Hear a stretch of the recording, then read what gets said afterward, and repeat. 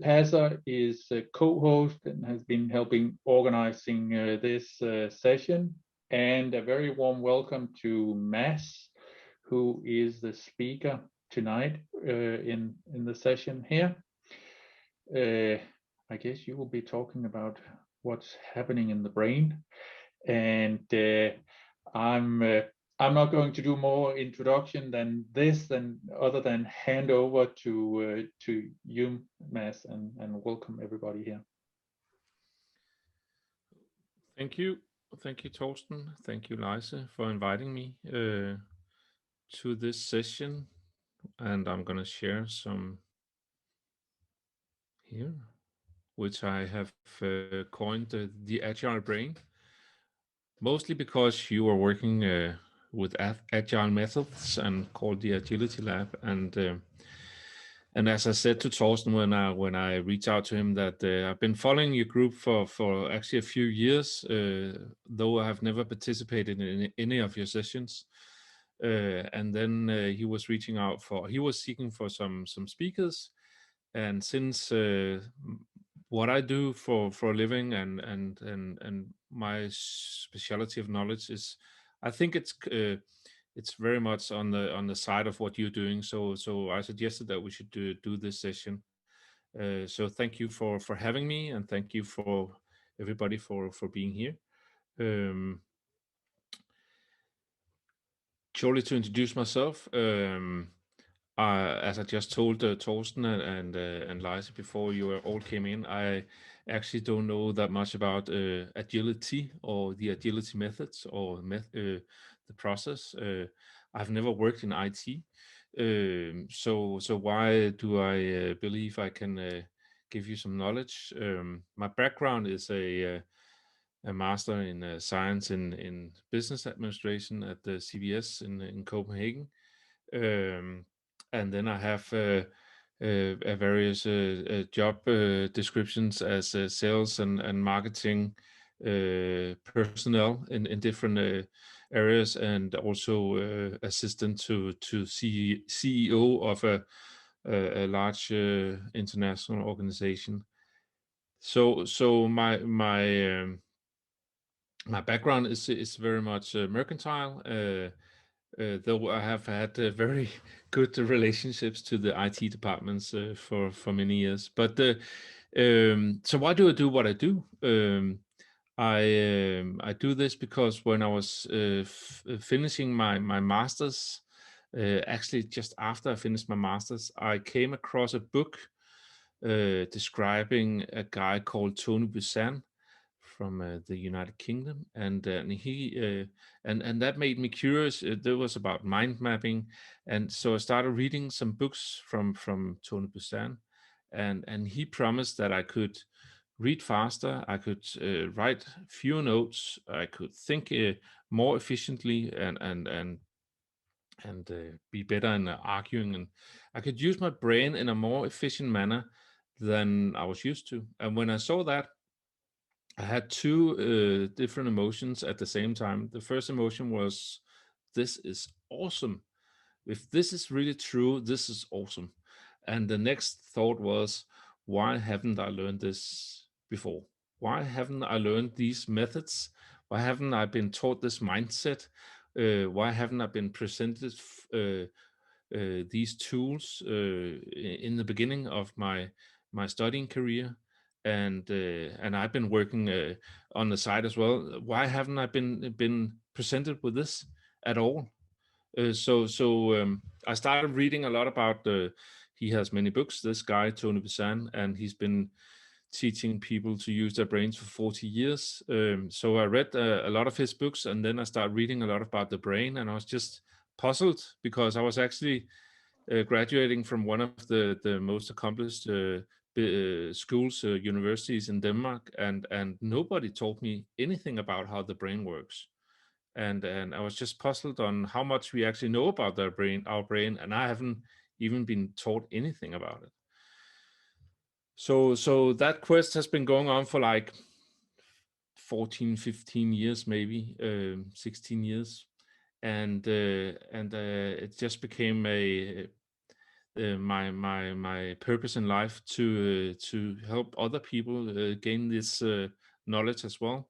And instead of just reading some books, I decided to go to this Tony Busan, who unfortunately passed away 2 years ago, and get certified in some of his methods. And then I've been taking some other certifications on the line of that. I haven't been studying the brain in an official matter, but I would say I have read a few books, not only a few, but many, and that has given me a good look into what is the brain capable of, but more. So what can how can we use this knowledge? For me, it has to be applicable. It, why know this if we cannot apply it, and how do we do this in order to become more efficient with knowledge? So the last 10 years, 12 years, I've been training professionals, especially knowledge workers, specialists, and managers in how to use their brain more efficiently. Also, of course, students. But how to gain knowledge, how to work with knowledge, how to keep knowledge that is memory, and how to pick it out again and present it, or to perform it in a valuable manner, so we can get some value out of whatever we put into our brain. So you can say that the two main words in my life is learning and memory, and also getting more time out of every hour spent. So that was shortly about me.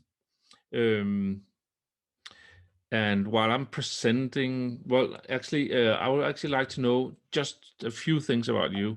So could you also please, just in the chat, where are you from, and maybe what is your specialty? What are you working with? You don't have to write down company, anything, but what are you doing? Could you just, because then I have a small idea about who am I talking to. I can see your names, and I can see some of you are not sitting in Denmark. So who are you? Where are you from?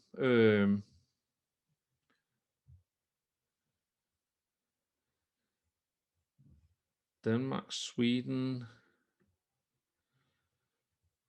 Scrum Master, Product Management, Scrum Master, Denmark, Brøbech, Agile Coach, London, Judy from London, Austria, Argentina, Russia, Russian in Austria, a US student, Sweden, Denmark, product manager, IT consultancy. What else do we have here? Ukraine, United States. Wow. So apparently we have the whole world in this small. We only like how many people? 26 people, and we are from the whole globe, and most of you, of course, with agile and software development. Cool, excellent. Myself is sitting in Copenhagen, and for those Danes who would like to know more, it's more specific. It's Glostrup, Vestegnen, and yeah, cool. Northern New Jersey. Okay, then the States. Cool. So why should you listen to me? And what are we going to do? I have, as I said, at least 12 years of training on the brain. I've been reaching out to 10,000 people at least, and of course I can't prove this, but I would guess if over the course of 12 years, if we add all that up, I have saved people from million plus hours, either when reading or when working at their desks.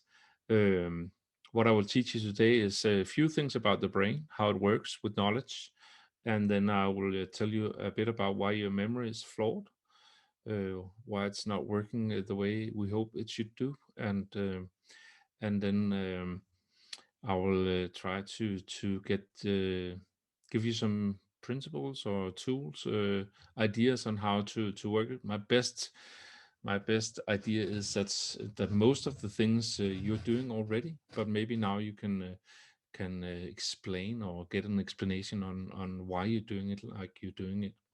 So that is what we're going to do the next hour or so, a bit more. So I'm going to tell you about the brain. I'm going to tell you about memory. Then you are going to go to the breakout room to talk about the things you just got to know. Then we're going to come back, and then I'm going to tell you about what can we do for the brain and what can we do for the memory. And then we're going to go to another breakout room, and then we're going to have some Q&As in the end. So, and you're welcome to ask questions on the go. Write them in the chat in the beginning, and then I might ask you to put on the mic and elaborate if I don't understand the question. But please just write questions or comments in the chat, and I will have a look into it, or Liza will. So let's start with the brain. There's not that many things you need to know about the brain, or there is. I mean, we could talk for like hours and hours and hours on the brain, but I have tried to just boil it into 3 essential principles when it comes to knowledge, because I could tell you a bunch of things about the brain, but they're irrelevant in the sense that if I want to use them when I'm working with knowledge, I don't have to know precisely how my axons are connected, or how the brain cells are produced, or how they are killed. I don't have to know all the details. So what we have here is 2 pictures, and from those 2 pictures, I'm gonna elaborate 3 principles. When you look at the left over here, you're going to see these green spots, so called neurons, and apparently the science can't agree upon how many we have. It doesn't really matter. We have billions. I mean, they estimate between 23 billions and 100 billion neurons. But what is important is that each neuron can connect to up to 50,000 other neurons. Now, this is really important, because the thing is that when we come to learning or come to getting new knowledge, when one neuron is hitting another neuron, then some sort of learning exists. The more connections you have on a topic, the more you know on a topic. The more you know on a topic, often the better you can process it or earn money from it. Or so the more dense your neural network is on a certain topic, the better. But what we need to know is that all our existing knowledge in our brain right now at this moment is comprised by a physical network of neurons connected to each other. And that means that we have a physical pattern in our brain. We can actually see, if we put you on a scanner, we can see, if I ask you to think about your work, we can see a certain part of your brain will start lighting up. And if I was to ask you to think about something you learned in school when you were a kid, we can see some other parts of your brain lighting up. So actually, we can see these patterns lighting up or getting more active. And the principle we need to draw from this is that everything are pattern. Everything is patterns. I mean, everything you know, everything that you know about the where you live, or the culture you live in, or the work you're doing, or the knowledge about the work you're doing, or the theories behind the knowledge about what you're doing. It's all patterns. So we need to know that everything in our brains are patterns. Whatever we need to put into our brain will become patterns.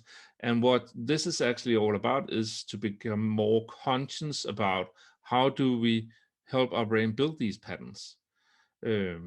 So principle number 1 is everything is patterns. Principle number 2 is to talk about, so what are patterns? What are patterns? Within music, for example, patterns are the contrasts between high notes and low notes, or fast pace or slow pace, or high volume or low volume. If there was no patterns, we would just have one tone and it would go on for 3 minutes, and we didn't want to listen to it. So we need these contrasts between the notes in order to make some music. I hope that makes sense. Within art, it's a contrast between forms or sizes or colors. But since you're a knowledge worker, your contrast will be between the knowledge, and what we need to agree on here is that in order to make contrast, in knowledge we need to say that some knowledge or some events or some objects are more important than other objects. So something is more important. Everything in a book, for example, can be important. Everything in a software programming project can be important, but not everything is equally important. So that's principle number 2. In order to help our brain doing patterns, we need to say that everything is not equally important. Everything can be important, but not everything is equally important. So that is principle number 2. And which brings me to the picture on the right side, which is in Danish, but I will explain. See, normally we say important, more important. We normally say important, more important, most important. That is the word that has been written here. Important, more important, most important. But for the brain, it's just the other way around. What it's thinking about right now is the most important part.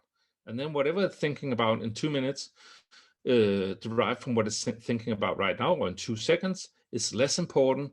And then whatever is coming after that is least important, as at least seen from where the perspective we're looking at right now. So, for example, we can, or let's translate that into whatever the brain is thinking about right now is a category. Whatever it's thinking about in 2 seconds is a subcategory, and then whatever it's thinking about in 3 seconds is a detail somehow. The problem of how many people are working with knowledge is they are gathering a lot of details, especially when they're reading, but also when they're listening to me, for example. I'm coming with details, and then hopefully they will know about the subcategories, and then hopefully when we are finished here in 1 hour, then we will have an idea what is this all about. But the brain will have it the other way around. It wants structure before details. And that is the principle number 3. If you want to provide your brain with some knowledge, make sure you have some structure before details. It can be that the details in the end is the devil, but you need to provide the details in the end. You need to put the details on the right structure in order for it to give meaning. So the 3 principles about the brain is everything is patterns, everything is not equally important, and structure before details. Does that make sense? I see a few nods. Any questions you want to?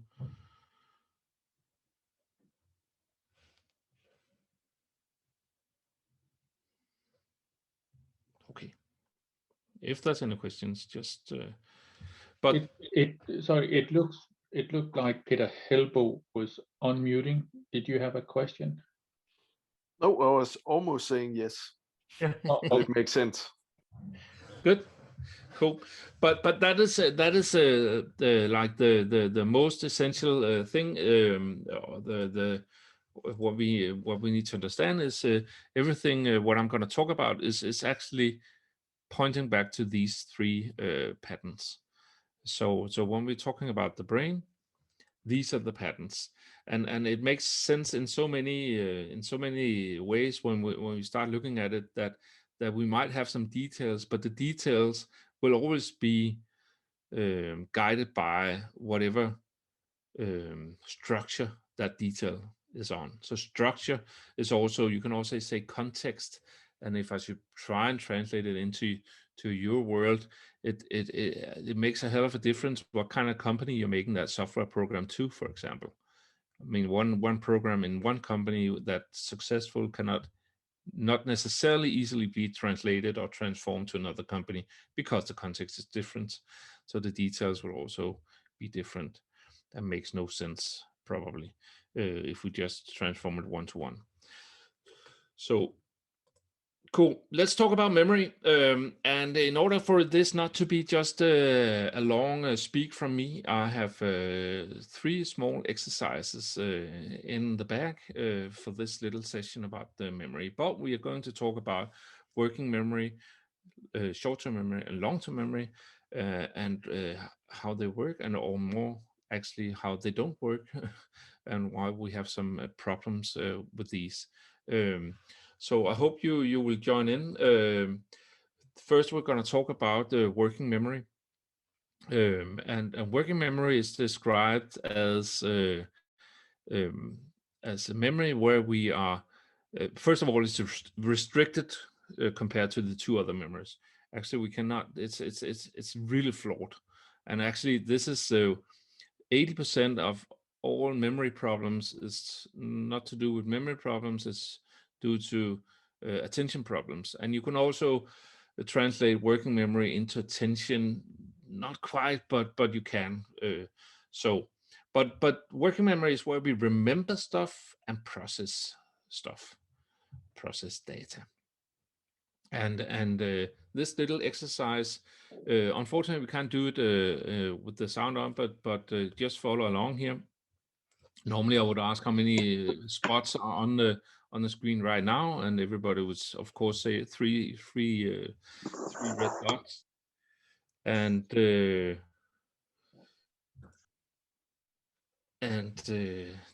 we have 5 dots, and here we have 7 dots. Very easy.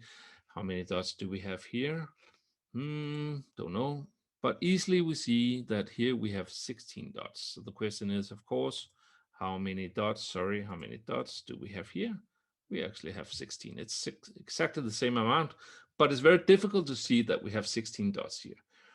And that is because our working memory is getting overwhelmed, where here we have it grouped, we have it categorized. So 4 by 4 is easy to, it could even be 4 by 5 or 6 by 4. And in that way, if we categorize information, we can easily obtain it or have an overview over it and understand what this is all about. The problem with our attention span or our working memory is that we can only hold 5 information units plus minus 2. Actually, before like 15-20 years ago, it was like 7 plus minus 2. But apparently we are filled up with so much garbage around us, so our attention span is really shrinking. But the 5 units, information units, so that would be, for example, 4 by 5. That's 4 units. Those 4 by 4 dots are 4 units. These units could be text. It could be numbers. It could be abstract things. But we can't hold more information in the brain at the same time. In the brain. But we can, of course, do some other stuff. We can write it down. We can put it on a board. But one thing we need to know about this is that as soon as we, for example, if we write it down and we write it on 2 pieces of paper, we cannot hold what is on the first piece of paper and then compare it to what is on the second piece of paper, because we can only hold like 4 to 5 to 7 information units at a time. And if we have, like, let's say 5 information units on the first page and we have 5 information units on the second page, if we can't see it all at the same time, we will lose some information. I hope this makes sense. So, and of course, I'll come back to how can we help ourselves in this manner. But the thing to say about this is, when we get too much information presented at the same time, we cannot hold that information in our brain. We need to help our brain to process those data. I hope that makes sense. Well, Liza, I really don't know, but I would guess that the way you present the first red dots, 4 by 4 red dots, apply for all brains. Yeah, I mean, maybe not in the sense that the 4 by 4, but at least in that it's categorized in some manner. You can categorize it by color, you can categorize it by form, you can categorize it by. There's many ways to categorize it, but if you just throw all different kinds of stuff down into the pile, let's say it like that, then if you're not categorizing, it will be a mess. Another way to explain it is that if you go out to the beach and look at the stones, you won't see anything really. But if you're, for example, looking for what's it called, raw, it's called this brown Amber. amber. If you're looking for amber on the beach, suddenly you will see a lot of brown stones. And hopefully we'll see some amber, but in that sense, as soon as you start categorizing stuff, you see more because you're looking at the things differently. Also, if you start reading stuff, having a different purpose of reading, for example, reading it from a commercial point of view or legal point of view or from a software point of view, the contract will look different. You cannot read the contract with all three views on the same time. You can, but it will take a long time. So in that sense, by categorizing or emphasizing on stuff, it will be easier for your brain to hold that data at the same time. Cool. That was the working memory. It's flawed because we cannot hold that much information at the same time.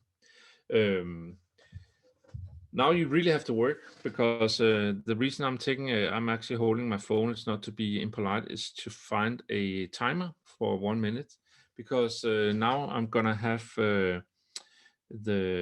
on the screen you will be presented with 18 words, and you will get 1 minute to remember those 18 words.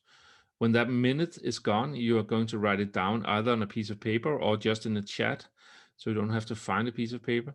And then you get minute, maybe 2, to write it down, and then we will talk about why you cannot remember all the words. Is that assignment understood? It's just a small assignment, and of course it's voluntary if you want to participate, but it's just so we can have a talk about your short-term memory. Okay, so I'm gonna switch the slide now, and then you're gonna have 1 minute to remember them, and then afterwards you're going to write down the words. So that slide is coming now, and the 1 minute starts now.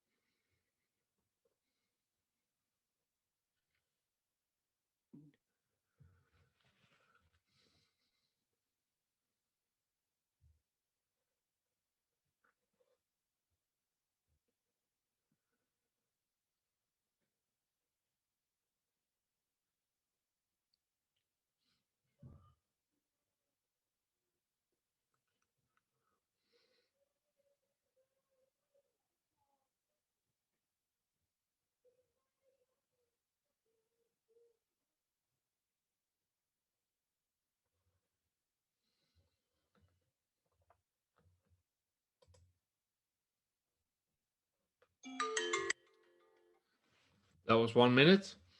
Write down the 18 words that I'm gonna remove from the screen.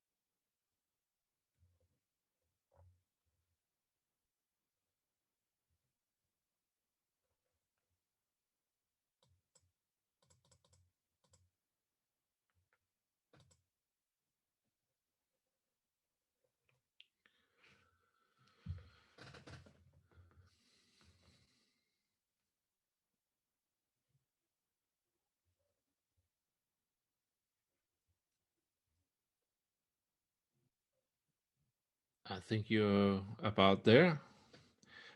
If you have written them in the chat, you just press enter. If you haven't, it's okay. Normally people get between 8 and 14, 15 words. And if you have more than 15, please let me know. I'll ask a question. Yeah, you can ask a question. I recognized 2 words were twice. Is that counted as 4? Yes, that's true that we can have them here. And Dolly Parton, is that 2 words? That's only 1 word. But that's true that the word and the word flower is twice, but most people have only once. They only have one flower once. Not everybody has it twice. Some has twice, but everybody should have flower and as at least once.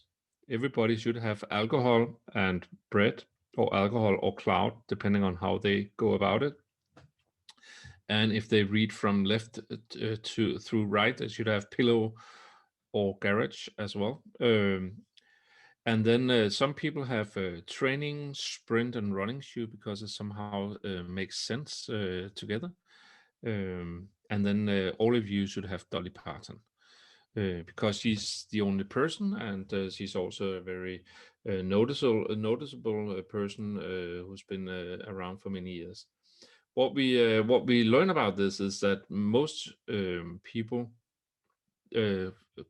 completely undependent on culture and age and sex is having they remember what happens in the beginning, they remember what happens in the end, and they remember if something is repeated. Here was and flower, or if something sticks out. Here was Dolly Parton and the words training, running shoe, and sprint. So that is the way our short-term memory works if we're not helping our short-term memory. It's actually here the biggest loss of data is happening. It's right now, because can you remember what I said 5 minutes ago or 10 minutes ago? It's just gone because I'm actually putting in a lot of new information. So what happens is that your brain cells, your neurons are saying, should I make this connection or should I make this connection? So that's it can be very arbitrary what we remember from a meeting, a customer meeting, or project meeting, or if what we read in a book, because we are putting in more and more information. So what we need to do is to ask ourselves, what is important and what do you need to carry on, what do you need to bring along, and remember that that memory or remembering is a decision. You need to decide what you want to do with this knowledge and how you're going to bring it about. Otherwise, just gone. Really, it's just gone. And I'm going to show you how much gone it is in the next exercise when we're talking about long-term memory.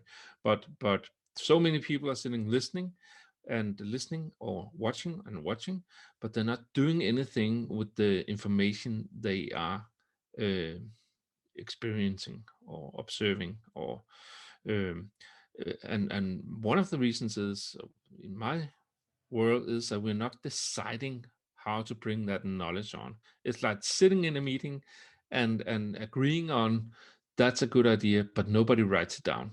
And then 2 days later, but you said, no, you wanted, you promised.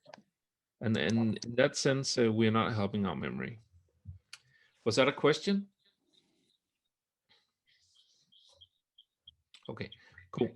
So again, our memory is flawed. It's not working in the sense that we are not a tape recorder. We are not taking every detail in, and especially not if we're not helping it in some way to record that, either by some keywords that we are jotting down, or maybe record it like we're doing now. We are recording it and then we can see it again. Of course, that takes another 1.5 hours. So how can we do that in a more easy way? Cool. I have another exercise before we go out into break rooms, because we're going to talk about long-term memory. And this is fun because now we have people around the world, but this should have been taught all around the world. So let's see if you can do it. And you are welcome to do it in your native language in the chat. That will be fun. But this is, of course, a augmented picture of the planets in our solar system. And I want you to write in the chat the names of the planets. In this exercise, we will have 9 planets. This last one out here has been degraded to a dwarf planet, but it's still I was taught it was a planet, so it is a planet. But there are 9 planets, and as you can see, I've helped you so far to say that the sun is a star and the moon is a moon. So those are not planets, but please write the 9 planets names in the chat. And then we will talk about the long-term memory, why it's so flawed.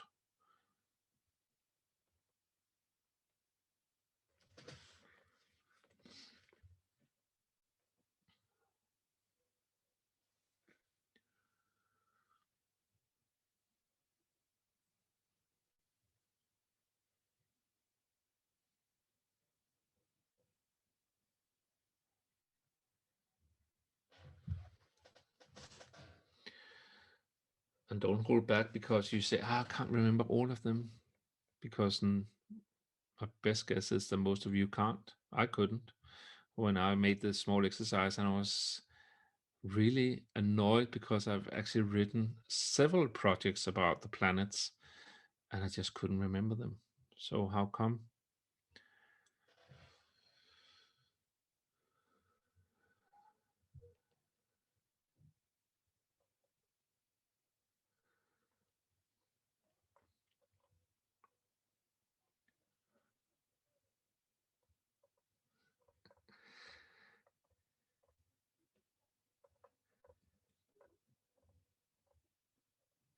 Yeah.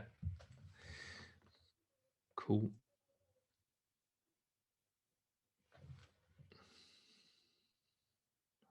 What about the Russians? Can I write it in Russian or Ukrainian or Spanish? Cool. You're good. You did Spanish. Did I see that, Carlos? Just gonna scroll up here. Ah, there we go. Marte. Now, some people say, "Oh, I can't remember. I've never been taught the planets." But all of us know that if I say Neptune or Uranus, it's like it's not like you. Is there a planet called that? So somehow it's in there, but we cannot recall it, and so we can recognize but not recall, and that is the typical problems for normal thinking people with normal brains, is that they can recognize the stuff easily, but they have a bad time recalling stuff, and that is our biggest problem in memory, is recalling stuff. So, but it's true, and here we got them. Oh, cool, man. Yeah, well, Russian I can't read, right? Is that in the right direction, Anna? Could be. You asked for it. Yeah, but I think I've had it. I've taught Chinese and Arabic, and it's just funny to hear them in different languages.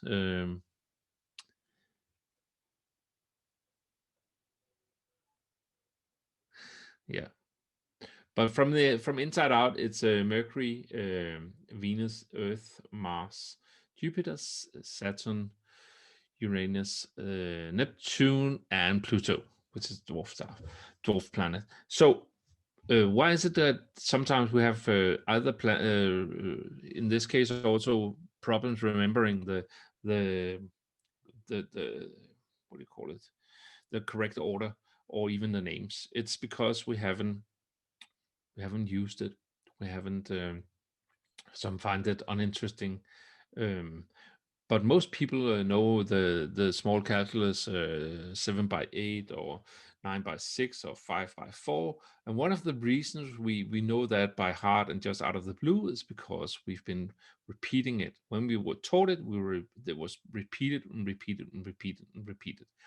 Whereas the thing about the planets, for most people, it's something we have in year 7, or it's just like a week of a theme on and then it's just like, now you heard about the planets, let's move on. So that's the difference. And if we need to bring things into the long term, it is that we need to repeat stuff. We just need to repeat it at least 5 times. Nothing sticks without repetition. So repetition is king. I'm writing here depth. That's because some people say, but we need to do things slow or very, very, very slow and very serious, and then it will stick. No, it will not stick. It will stick if you repeat it and repeat it and repeat it, and then will come deeper every time. You don't have to repeat it like 5 times in a day, but 5 times over a course of 2 to 8 weeks, that will really, really help out. So a few things are coming up in the chat. What's interesting is I remember podcast in short-term memory, while visual information has better long-term memory. Yeah, that's I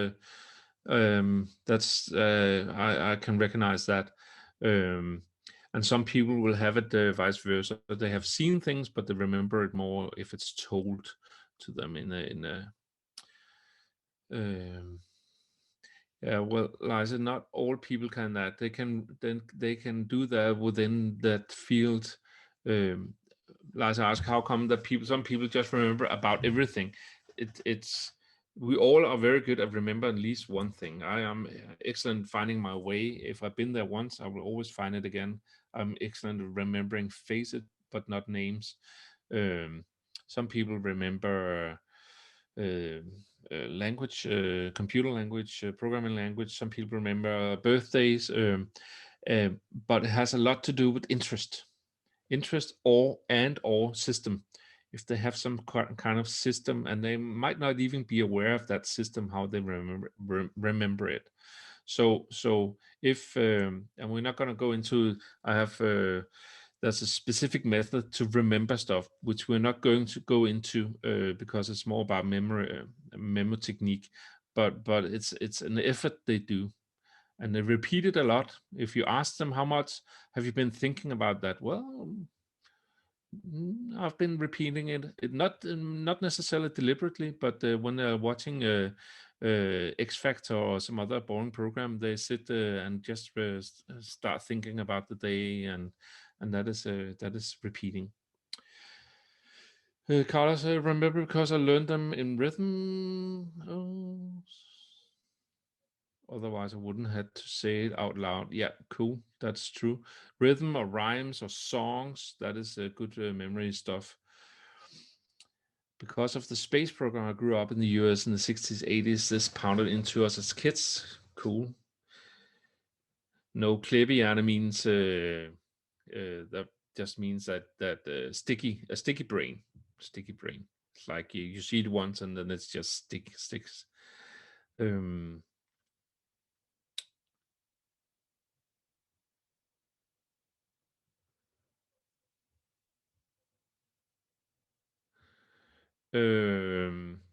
Gustavo, both, but if you could only choose from one of them, I would create a summary after I finish reading, and then from that I would start repeating.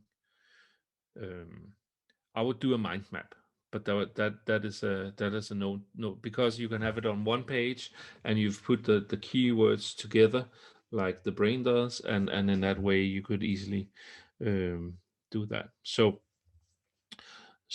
and it's always about time. The time is your enemy in this. So cool. Now this was a bit about the brain and the memory, and since repetition is king, I'm gonna ask you in the chat to answer this question. What are the 3 principles about the brain? And then we're gonna go out to a break room in just 2 seconds. I'm just gonna tell you about it in a minute. But please, in the in the chat. Write the 3 pencils.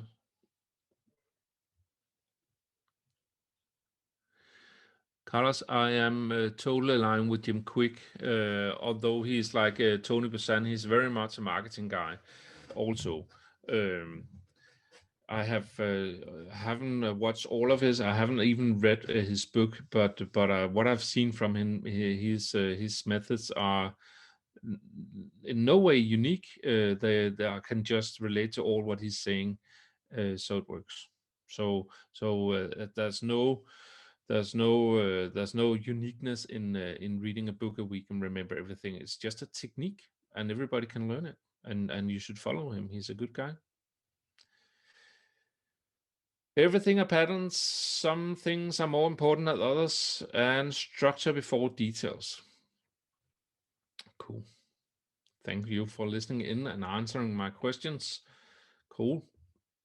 Now, see, I was told that you love to go into to these rooms, and so what we're going to do now is we're going to put you into the breakout room, and I would like to have you discuss, given this perspective I've given you on the brain and memory, what are the challenges you see in your work life today?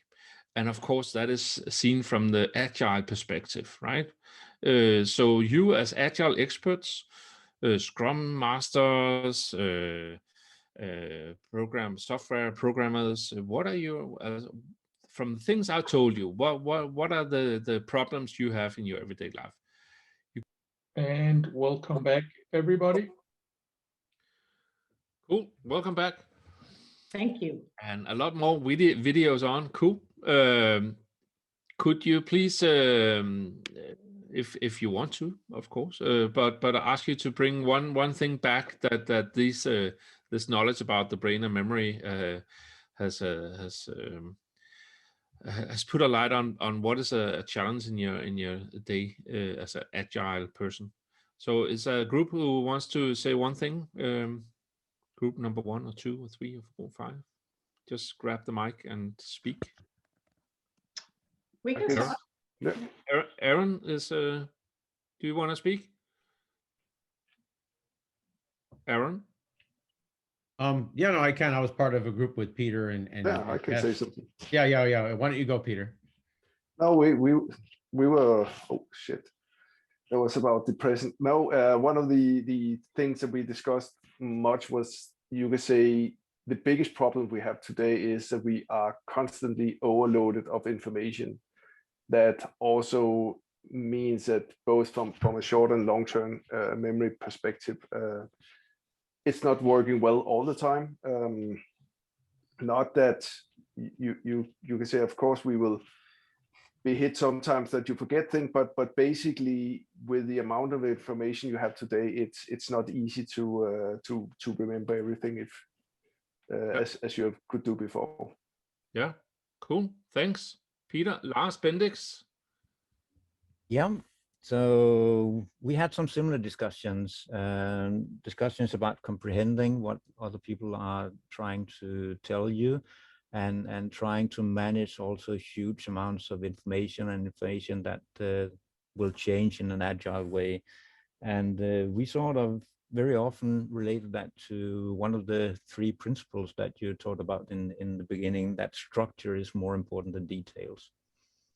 So yeah, when we're trying to communicate something to other people that we want them to understand, we should not start with the details, but we should try to create a structure in their head so they can remember it. And also, when we are taking in a lot of information, maybe we shouldn't try to memorize a whole book or everything that goes on an agile meeting, but try to focus on some of the structures. Cool. So I'm a university teacher, so I'm quite different from this. And sometimes I tell my students, when they're worried about the exam, I tell them, don't worry about the details. If you have the structures in place, most of the time you will sort of remembering the details when we get to the oral exam. Yeah. But if you can't remember the structures, then you're fried. I have a question for that, Mads, because I think I learned that some people is learning from top down. That means the structure to details, and some people are learning from details to structure. So if you say structure first, you will always say that people are learning from structure to details.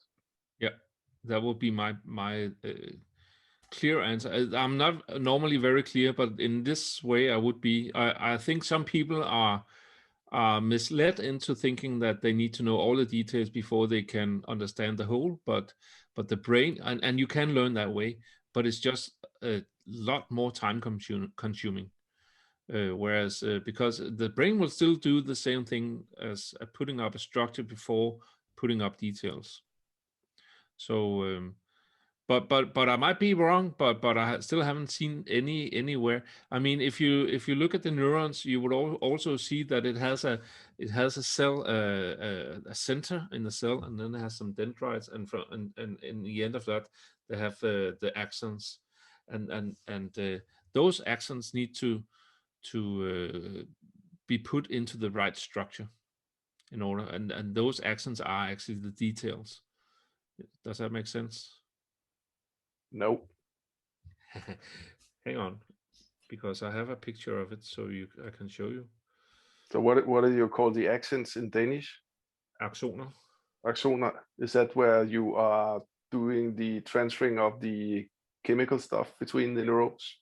Yes, that is true. So here you have the cell center, and then you have the dendrites, and then out here in all these are the axons that are touching upon the other axons. So if in that sense all the actions should be understood before you understand the whole structure, and I don't think that is the way the brain works. So, but good question, and I'm allowing myself to move on to one last group. If you have, I see Lars, Aaron, you had have your hand up. I think Lars was before me. So Lars, if you want to. No, that No, was I a just so-called old hand. Oh, old hand. That's a good one. So how have you worked or seen working with people? There are some people on teams who don't want to know the big picture. I mean, they either like don't pay attention, they don't care, they just want to get to kind of quote unquote work, and they just want to get into the details. And then you're always, not always, but you are then sometimes having to sort of resequence them to the bigger picture. And and if you do that, or if you're more of a macro person, then that does have some frustrations, because they never seem to sort of connect all the dots together, right? No, of course. Does that make any sense, or does anyone Yeah, have that experience? But as long as they can go to details, as long as they know, as long as they work into the bigger structure, that would be fine. But the problem is if they are not working into the bigger structure, then those details that they're working with, it's just not making any sense, because they're in the wrong place. And before you can show them that they're working on the wrong details, the better.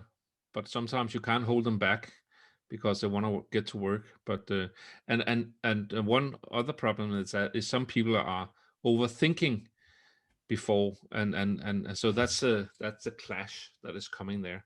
So you have to sometimes get some details in order to understand what, especially if you can't know everything, right? So you have to sometimes get inputs and use that input to make the structure afterwards. But I'm just saying that it's easier and faster if you know the structure beforehand. But the structure doesn't always exist. You have to find it out on the way, and it takes longer time. Yeah, one thing I found is that if people have had some more macro education, when they were in school, whether it's sort of economics or general science, things that are sort of high connectivity, then they seem to be able to process the macro information more effectively, because they can kind of tie the patterns together, or at least see the bigger picture, or consume it. And I found people who haven't had that can often just struggle with that. I mean, they're sort of like learning the economics, or learning the sort of broad stuff, on the fly, and then that just creates, a lot of frustration. That's where you come in, all you guys, is the ditch between the business and the IT to what do you call it? Translate that. Yeah. Okay. Question about your slides. Will you share them afterwards? Yeah, you can have them and send them out. That would be okay. Thank you. Just gonna go to, sorry, hang on. I'm gonna move on now. Because I want to try to connect the dots and oops, sorry.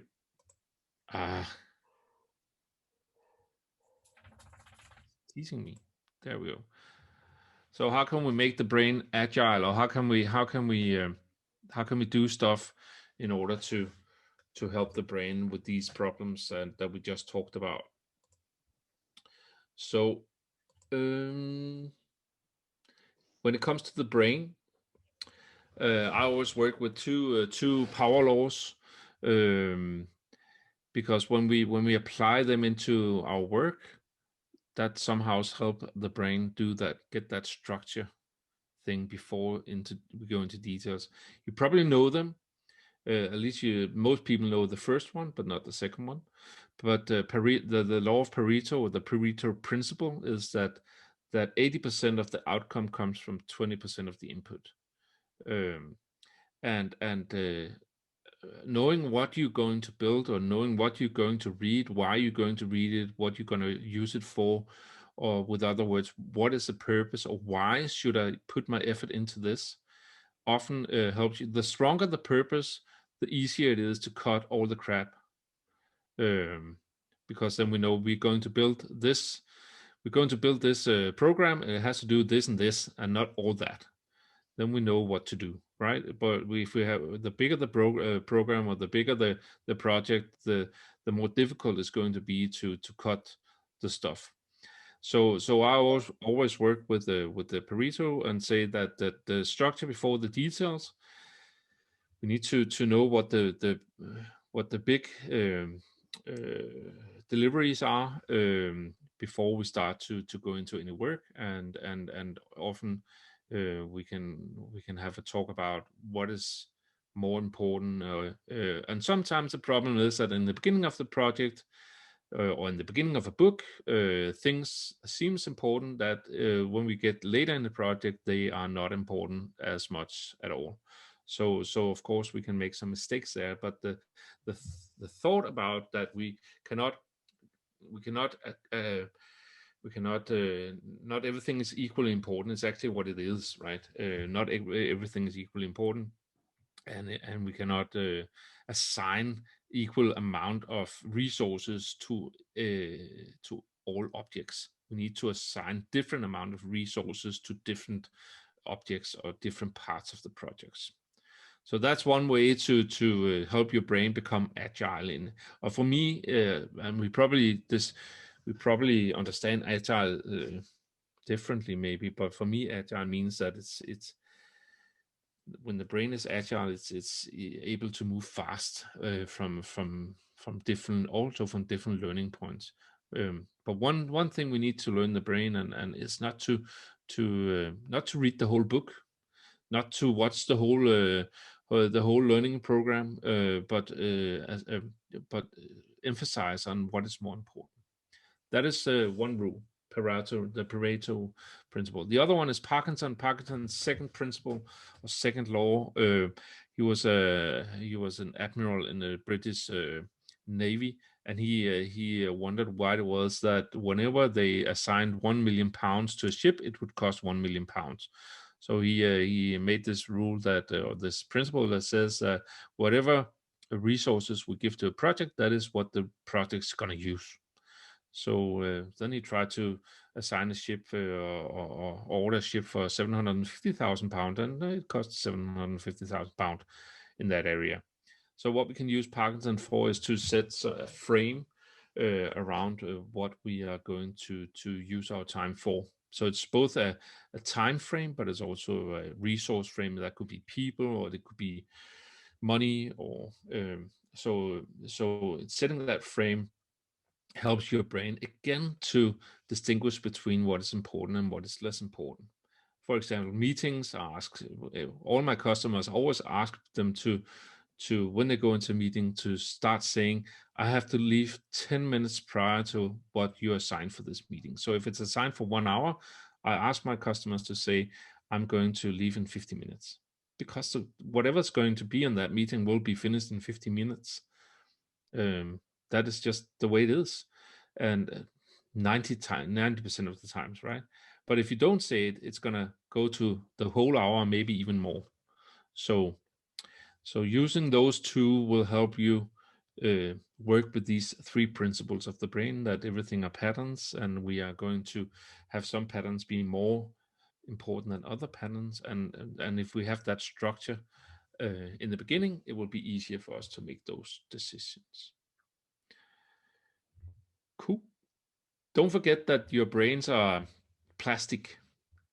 The plasticity of the brain. It means that these connections, they can change, or well, they don't really change. What they do is you just build new connections that are bigger than the other connections, and by not allowing yourself to have all different kind of resources available, you force your brain to make some connections that might not be there in the beginning.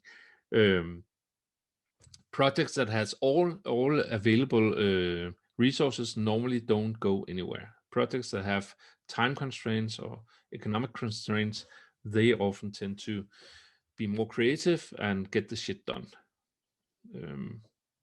Also, when it comes to learning, don't read the whole book. Put 1 hour or 2 hours on the book, and if it's interesting, give it more time. If it's not interesting, put it on a shelf or throw it out. It really works. So 3 things on I will help you on the memory. We're going to talk a bit about working memory, short-term memory, and long-term memory.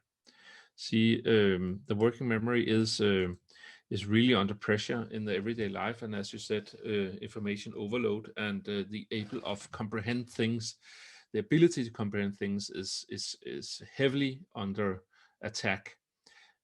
But here you see, talking about attack, you see 3 different weapons, and that is just a way to translate the way you normally get information in. You can get it by a shot fired from a gun. That is pow, and then it goes some time, and then it says pow. The problem with getting information from a gun is that you're not getting enough information to be able to categorize it or group it or use it for any real stuff. I hope that makes sense. If you experience something that happens the 1st of January and then you experience it again the 5th of May, well, you might not see that they are correlated or has a connection. So in that sense, shots are not really that good in order to get information in. Then we have the machine gun. That would be pow, pow, pow, pow, pow, pow, pow, pow, pow, pow. You will get a lot of information in a very short time. And that means that an incident that happened the 1st of January might happen the 3rd of January and the 5th of January and the 7th of January. And suddenly you see a pattern or connection between the information that you get. In that sense, it's really good. If you get too much information at the same time, you need to slow it down. But with the shotgun, you need to speed this. With the gun, you need to speed it up. Another way to get information in is a shotgun method. And shotgun method is when you have a lot of. It's like when the accountant get a bag of papers in from the clients, or if you get an old project that has been stalling or capsizing, and suddenly it's on your desk. That's like getting information in a shotgun manner. You get a lot of bullets headed your direction in right now. So what we need to do is to press the pause button, and then we need to categorize stuff before it makes sense. Otherwise, we'll just have a lot of information. And so what you need to do is when you start projects, or when you sit in project meetings, or you get a lot of reports or information or inputs on things you have put into put live or in test, and you get that input back. Sometimes you need to either speed it up so you see the connections, or to slow it down, or to press pause. And of course, that is how can you say it? It's a metaphor for what you're going to do, and sometimes it can be very difficult. But the problem is that if you don't say no, or give me a break, or I need a few days to get this done, then you will never get time to sort the stuff out. It needs time, but the right amount of time, not 2 months, but maybe just 2 days to sort things out in the best manner available. I hope that makes sense. And I'm just going to see here.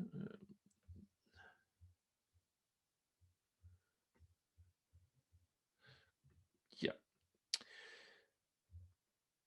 The other thing I will say about the the working memory is that it says no, and that is I just thought about what might you do in your work, and that be planning, development, creativity, creating, note-taking, conversations. See, the brain is it's not really good at doing more than one thing at a time. So to help your working memory, you need to be really aware, conscious about shutting a lot of things down and focus on one thing at a time. So for example, if you're planning, planning what we need to do and when we need to do it at the same time is just crappy planning. You need to find out what do I need to do, and then later find out when, where, how, who. You cannot do it at the same time. You can, but it just takes a much longer time. When you are developing something, your personal or your learning or whatever performance, when you're doing that and have to perform at the same time, it just doesn't work. No, you can, but it just takes a long time. If you want to be creative, you cannot make new things and then still doing the daily operation. If you're creating things, you want to write a report, you can't edit at the same time. You need to have something to edit first. So do a draft and then edit. When you're writing, you cannot write and listen at the same time. And Liza said before she can, but actually it's because she's switching. The brain is 2 different centers in the brain. Also, when you are performing and learning new things, 2 different centers in the brain, and you cannot work in that way. You can switch between it, but it takes longer time. Talking and listening in conversations, it's a no-go, right? So you just need to remember to separate the things you want to do. So when people say, but when should we do this and this in this project? You say, well, we'll come to that. Now we first need to know what to do, and then we need to know what to do next. And if you're doing it in my, I'm not saying I'm not going to teach you any methods in this, but for example, in planning, it must be actually this iterative. You need to do what you want to do, and then when, and then you of course need to mix it together, because then suddenly you come up with new things when you start putting on deadlines and stuff like that. So it's but you need to make sure to separate things. Then we have something about the short-term memory. What you need to do here is to make sure to get feedback and set up systems for feedback. What happened 1 hour ago, or what happened a year ago, and how can I compare it to now? You see the virus here in the background. I mean, it's difficult to understand where to see the feedback unless you're a virologist, and you need to. Sometimes feedback is just delayed, or it's very complex. The best feedback is immediate feedback, but sometimes it's complex or delayed, and you need to actually do some logs, and you probably do that already, where you can look for input and patterns. Otherwise you won't be able to see the stuff. And then we have long-term memory. Where will you hide your stuff? Where will you save your stuff? And how will you be able to find it? Some sort of database. How can you make it accessible for you and others? And how can you train this? Sometimes it's in your brain, but you need to be able to train it. Or if it's a competence, it's if you have to know some sort of language, you need to train it. So that's the things you can do to help your brain. I actually believe, that's my belief, that most of this you're doing already. But now we are going to put you one last time out to the breakout rooms. The time is running. We probably running 5 minutes late. I hope that will be okay. Otherwise, you will have to say goodbye and leave us. But Torsten, will you throw us into the breakout room? Yeah. And your mission is to just have a brief talk about how will this change the way, I mean, the things we talked about, how will it change the things the way you do? How will this change the way you do things tomorrow? So we talked about information overload and comprehension. How will you how will you change things in the future? But is there any groups who wants to present one thing about what they talked about? Please raise your hand.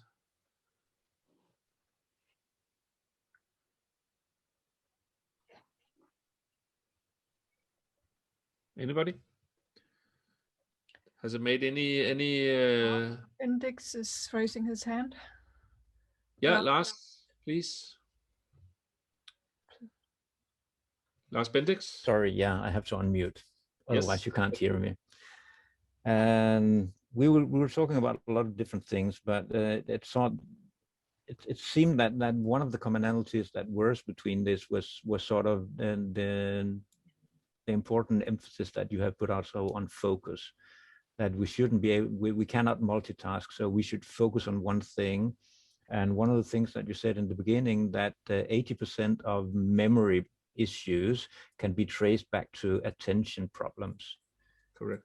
And I think that also connecting to the Pareto system, the Pareto paradigm, that 80% of the time you should spend on 20% of, from my case, it's my students. So it's not all the pages in the textbook that are equally important. Nope. So probably only 20% of the pages are very important, and you should sort of spend 80% of the time on that. Yeah, correct. And one of the things that I'm trying to do, and that I will put even more emphasis on, is that I'm trying to train the students in figuring out what are the 80 pages that they can browse through, but they need to read them to create a context, and be able to distinguish what are the 20 pages that we should really be careful about studying. If everybody knew that technique, the world would be a better place. And that is what I'm teaching students and managers to do, so they get the information in a fast but not inefficient way, that they get what they need to get, but in a shorter time. Thanks, Lars. Anybody else who wants to share what the group talked about, or just come with a personal what you're going to change in your endeavors in the future? If I have inspired you to do anything different? Well, I will do a little adjustment to the way that I actually facilitate workshops based on some of your input. Yeah, so yeah, I'll definitely rearrange a little. Cool. Thanks, Liza. Okay. Otherwise, I will end off by saying thank you. But if there's a last hand.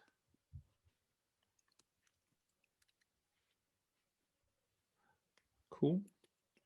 I will end off with a picture of my brain. Actually, that's a scanning of my brain. It 99.9% looks like your brain. You won't be able to distinguish the brain from one brain from another. For the Danes, I have a Danes Kursus where you can learn a lot about this. And for all of you, please find me on LinkedIn. You're more than welcome to follow or connect. I connect with people who likes to connect with me. So find me on LinkedIn. Otherwise, thanks for your patience and staying on. Thanks for your good questions and your participation. And thank you to Torsten and Lisa for inviting me. Have a good night or good day wherever you are in the world. Torsten, back to you. Yes, also a big thank you from here, Mads. This was really interesting stuff you presented. I also have a few things I will change in how I facilitate. So thank you very much, and thank you to all of you for taking part in this meetup. And finally, Lisa, thank you for always being here to help out. Oh, and thank you to you as well. We are in it together, aren't we? Yes. So have a good night. And thank you everybody for joining us.